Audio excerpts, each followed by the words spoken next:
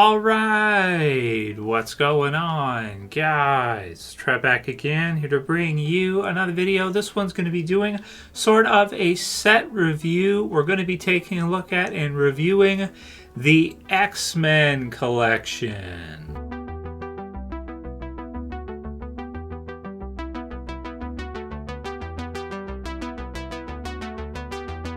Alright dudes, so this is one that I've been meaning to do for quite some time and finally got around to going ahead and watching back some of my favorite movies, growing up. Some that I consider to be classics, considering the first X-Men hit in the year 2000 at this point. So while that doesn't seem that long ago to some of us, yeah man, I mean this is, compared to the more modern movies, the way things are done now, things have changed a lot since that time. And definitely growing up in the 90s and 2000s and such, this is one of my all-time favorite series of movies is the X-Men movie. Now, I should say the X-Men collection that we're going to be taking a look at here today does not include all of the different X-Men movies because they've done so many. It doesn't include the Wolverine spin-off movies, which are also sort of like, they're X-Men as well, but X-Men Origins Wolverine and The Wolverine and, Logan, and then you can also sort of factor in almost a spin-off of that with the Deadpool movies. Right now, they've done a couple of those too. So this one is quite expansive. It's not quite MCU expansive where you have, that many movies, but counting all the X-Men Wolverine movies and Deadpool as well too, it's kind of amazing all the things that was done with this franchise, which is kind of like the Fox X-Men, the Fox Marvel X-Men version. I think in the future, it seems that everybody is kind of expecting to see the X-Men move kind of in the MCU type universe, however they work that in, however they do that. I'm excited to see it, depending on who they choose to cast as the X-Men. They may even want to consider using some of the youngins from the Fox version for their version. This one also does not include X-Men Dark Phoenix. This set was released just before that. I would consider that to be a valid X-Men film, but I would say that it's probably my least favorite of all the X-Men movies because it sort of just retreads on X3, Last Stand, which it kind of goes into the Dark Phoenix angle. And while X3 is one that people hate from this series, this set, I do think that it's probably the superior Dark Phoenix version compared to the one that they did later with, Sophie Turner, I believe, which she's fine as a Jean and everything, but, I don't know. It's difficult when you're going to do something in a movie that's already been done before. If you're going to do it so close to what was done, you got to be kind of, tricky with that, but we're careful with that. It's a little bit tricky, but some people may have liked the Dark Phoenix one. So here's the set right here. I've gone back and watched for this kind of recap video, this review video, a lot of the set, and it is really fantastic. So we've got X1. It's also cool now too that DVD movies and Blu-ray, they don't cost very much. Like if you get them used and stuff, you can get them for like a couple dollars now. So it's kind of like I'm like thinking maybe I should do like a DVD, a Blu-ray collection of some of the older movies I liked a lot, because they don't cost anything nowadays, especially if you get them used and whatnot. And yes, I know streaming and you can just download. I know. But it's cool for the ones that are your favorite. Okay, then I think it's cool if you've got a few bucks. All right. And again, a lot of DVDs now sell for like $3 or $4. So Last Stand, which a lot of people would probably consider this one to be maybe the worst of the X-Men franchise. I'm not sure. Leave a comment below and let me know where you were at on the X-Men franchise. Did you feel like Last Stand was the worst of them all? Dark Phoenix, some of the others. Now, this one was so surprising, X-Men First Class. X-Men First Class, while at first it seemed like it was going to be terrible, right? First Class seemed like it was going to be awful, and the discs are kind of cool on this here too as well. They've just each one's just got a color and an X basically for the set.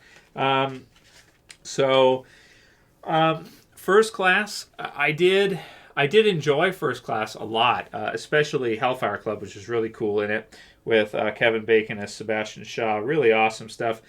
It didn't look from the trailers like it was going to be any good. I remember when the first trailers were shown and everything, everyone was like, oh, this is going to be awful. But no, it actually turned out to be really fantastic, especially as like an origin for Magneto and everything, and also kind of an origin for Professor X as well. And then in this one, you have him standing up as the Norm, and then by the end of the movie, it makes sense as to why he needs the wheelchair. Very good. X-Men Days of Future Past. This one is, I have to say, one of my all-time favorite comic book movies. Days of Future Past absolutely killed it, and I think brought the franchise back. It's sort of like, it kind of like saved this set. It saved the X-Men franchise, because I think after X3, they did like a few character deaths in X3. You know, they did sort of like a spoiler warning. They did the Professor X death, which is like maybe he transferred his consciousness into the guy who was the body that was kind of mindless. Maybe he did that, maybe he didn't. But it was sort of like, you know, and then you had Cyclops, who I think the actor, if I remember correctly, in X3, the actor who plays Cyclops, James, I guess his name, I don't think he wanted to play Cyclops. He he opted out basically. He had other projects and stuff. He's like, I'm not doing that. So they killed him off like at the beginning of the movie. Very not at exactly the beginning, but close to the beginning of the movie. That's, if you're wondering in X3 why Cyclops wasn't in it all the way through. The reason why was because he didn't want to do it. So they just were like, all right, I guess we'll just kill you off then. It's like, okay, all right, fine, kill me off then.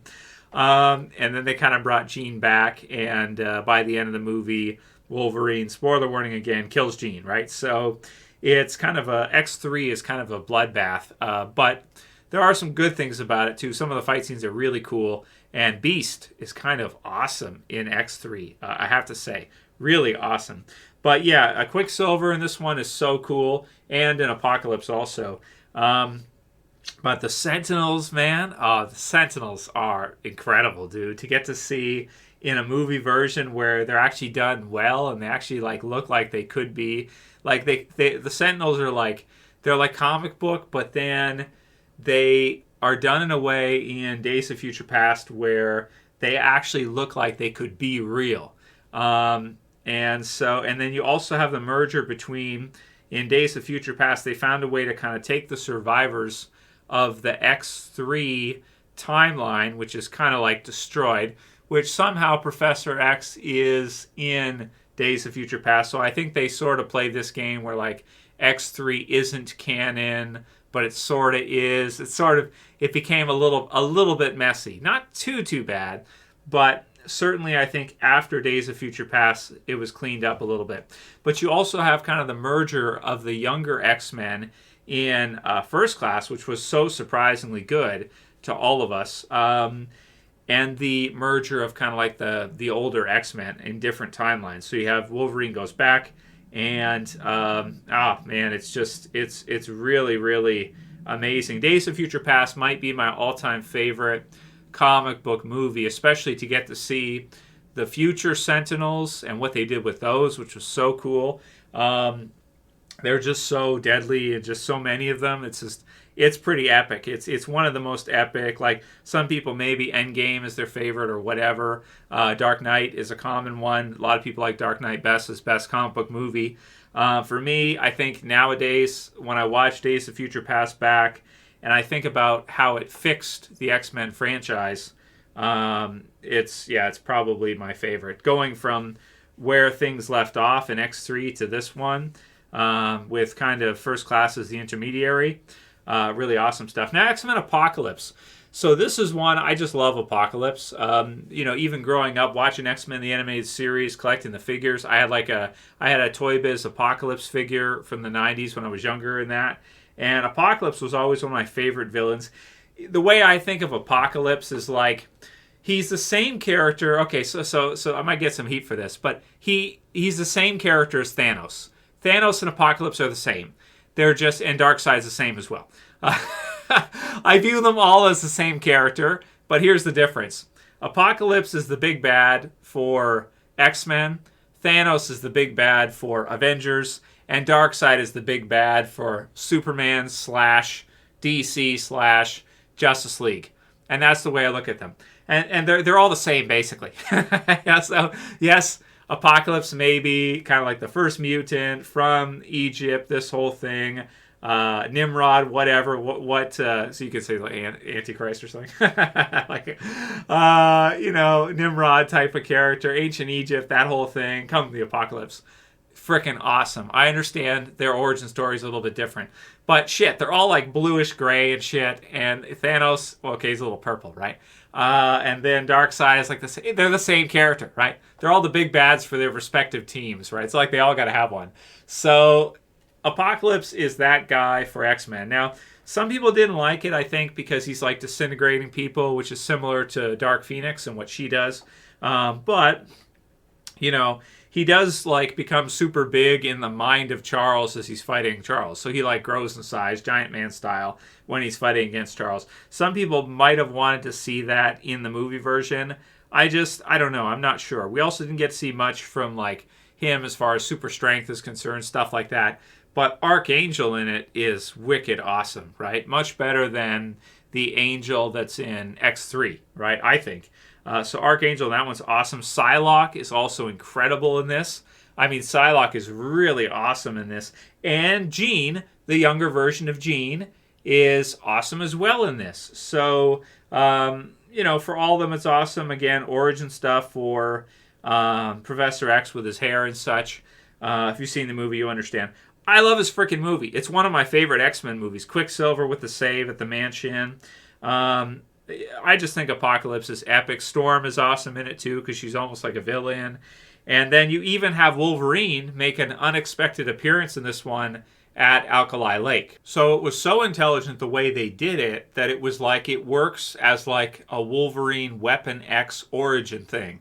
And I love in it that when they spring Weapon X, when they spring Wolverine, he meets Jean, sees the others. Cyclops is like, hope we don't see that guy again, right? Which is kind of awesome. But then also Stryker, who's there, just like leaves. Once Weapon X gets loose, he just leaves in a helicopter. He's like, I'm out of here, right? So I'll be right back. It's like, I'll be right back. He just leaves. I think it's awesome. I think it's wicked awesome. Oh yeah, and Magneto is really awesome this one as well too. So I love Apocalypse, absolutely. And here's kind of a nice maquette of all the different, X-Men from the different versions and such. Very cool. So the first movie nowadays, the first X-Men movie, it can I say it doesn't age well? Well, it's sort of like, because it was done in 2000, I believe, or released in 2000. So this was like released in 2000. So it was like a 90s style movie. So, maybe the first one is like, to me, out of the ones in this set, because it doesn't contain Dark Phoenix, maybe the first one is my least favorite, but it's got some cool fights with Sabretooth and stuff. It's just that it feels a little like, the dialogue in it feels a little 90s. It's like campy a little bit, like Batman Forever-esque a little bit. Like it feels like it's a little bit inspired by that sort of Batman and Robin, Batman Forever, which was going on around that time. Silliness with like scenes, like over-the-top scenes. Like Toad is in it and he fights Storm and he spits. Okay, that's kind of awesome. He spits in Jean's face. Toad like spits this like puke shit in Jean's face and it's like suffocating her because she can't get it off. It was really funny, which is weird because she should be able to like use her ability to take it off. But and then Storm like electrocutes Toad. But she says to him that, do you know what happens when a toad gets struck by lightning? And then it's like the same thing that happens to everything else. There's the yellow, Cyclops says, like, what would you prefer to Wolverine? Yellow spandex. And just these kind of like these campy sort of silly 90s style jokes that was popular at that time. A lot of the scenes look like they're done in these sort of over the top, like Magneto's Brotherhood of Evil Mutants lair is very comic booky. Like you look around, there's like greens in the wall, and the set design is like very comic booky and stuff. So it's still fun though, and it does have some good stuff about it. Mystique's pretty awesome in the first one. And Magneto is just straight up like bad guy evil in this one. Not like later on where he kind of flip-flops a little bit throughout a lot of the other movies. In this one, he's just like straight evil, wants to change everybody into mutants, and it's unstable, and they think it's going to kill everybody, which it may or may not. You have Senator Kelly, who gets like turned into this water thing mutant, and apparently dies, but I'm not sure if that's... Magneto says, like, are you sure you saw what you think you saw? So I'm not sure where they were going with that, if they were going to have him come back and have Magneto be right that they do turn into mutants or something. I'm not sure exactly. Maybe a little bit sloppy because we don't see him again, and so maybe Storm is right, Magneto was wrong. This whole thing that he did actually die. It's but the stuff with Wolverine, the stuff with Rogue is very good in the first one. The first X-Men movie, Rogue is really awesome. I have to say that. Because it's sort of like Logan a little bit. She's younger, she meets the Wolverine, he's like cage fighting, which is freaking awesome. So the first appearance for Wolverine is wicked. Cyclops is a prick in this one. He's very easy to hate right away. It just feels like Cyclops is a villain for some reason. Like, he's just so easy to dislike. Like, nobody likes him, and that's just what it is. And I think that even affected in the comics, because later on, they took Cyclops and they actually made him a villain in the X-Men comics, which was really, kind of a strange... It was like the other way around. It was like...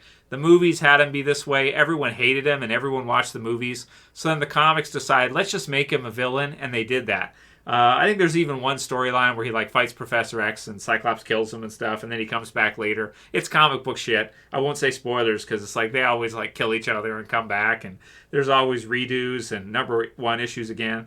So anyway, the first X-Men movie, it's one of the weakest. I think it's not that great, but they had to get established. They had to start somewhere, and it does have some good stuff. Wolverine is really awesome in it, so that's what I would say. Everybody loves Wolverine, and everybody hates this guy. Everybody hates Cyclops. Now, X2, so X-Men United. X2 is one of the best ones, I think. It's not too fantastical as far as like the set designs and like Brotherhood of Evil Mutants.